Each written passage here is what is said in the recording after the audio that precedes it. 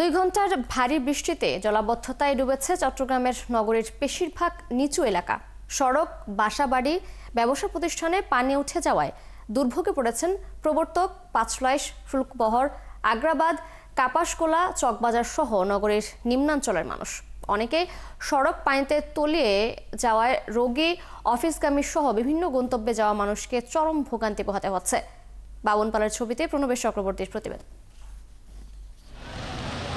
বন্দরনগরী চট্টগ্রামের প্রবর্তক মোড় এলাকায় হাঁটু থেকে কোমর পরিমাণ পানি উঠে বন্ধ সড়ক। থইথই পানি মারিয়ে বা বেশি ভাড়ায় রিকশা চেপে যাত্রীদের অফিস সহ নানা গন্তব্যে যাওয়ার চেষ্টা। শুধু প্রবর্তক মোড়েই নয়, সকাল 9টার পর থেকে টানা ভারী বৃষ্টিতে ডুবে যায় পাঁচলাইশ, কাপাসগোলা, চকবাজার, আগ্রাবাদ সহ চট্টগ্রামের বেশিরভাগ নিচু এলাকা। জলাবদ্ধতায় সড়কে আটকা পড়ে অ্যাম্বুলেন্স সহ বিভিন্ন যানবাহন। মানুষ এদিক দিয়ে আসতে পারতেছে না, শত শত মানুষ আটকে গেছে, শত শত গাড়ি, হাজার হাজার গাড়ি আটকে গেছে। এটা তো নতুন কিছু না, এটা তো প্রত্যেক বছরে একই সেম ঘটনা।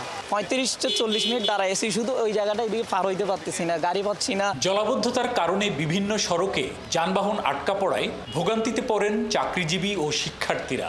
এছাড়া বাসাবাড়ি, দোকানপাট ও ব্যবসা প্রতিষ্ঠানে পানি ঢুকে দুর্ভোগে পড়েন নিম্নাঞ্চলের অধিবাসীরা। বৃষ্টি হলেই মনে করেন যে রাস্তার থেকে অনেক উঁচুতে পানি আসে। এখানে অতিরিক্ত পানি, জনজীবন একেবারে বিপন্ন। যারা অনেকে দূর দূরান্ত থেকে রুগী নিয়ে এসেছেন, বাচ্চাদের পরীক্ষা, স্কুল আসা যাওয়া, মেডিকেলে যাইতে পারতেছে না। মুরাদপুর থেকে এখানে আসার 2 ঘন্টা চলে গেছে। নগরীর জলাবদ্ধতা প্রকল্পের কাজ দ্রুত শেষ করে এই ভোগান্তি থেকে মুক্তির দাবি জানান দুর্ভোগে পড়া লোকজন। এখান থেকে চকবাজার মেডিকেল 150-200 টাকা চাচ্ছে ওরা। এত চিকিৎসা, এত খরচ দেওয়ার পরেও আমাদের পানিগুলো ড্রেনের সমস্যা সমাধান হচ্ছে না। চট্টগ্রামবাসী একমাত্র দাবি এই যে পানি, বৃষ্টি হলেই পানি হয়, এই পানির থেকে আমরা মুক্তি চাই। চট্টগ্রামের জলাবদ্ধতা নিরসনে 2017 সালে নেওয়া হয় 10,000 কোটি টাকার প্রকল্প। 2022 সালে কাজ শেষ হওয়ার কথা থাকলেও পরে 2026 সাল পর্যন্ত বাড়ানো হয় প্রকল্পের মেয়াদ। প্রণবেশ চক্রবর্তী, 71, চট্টগ্রাম।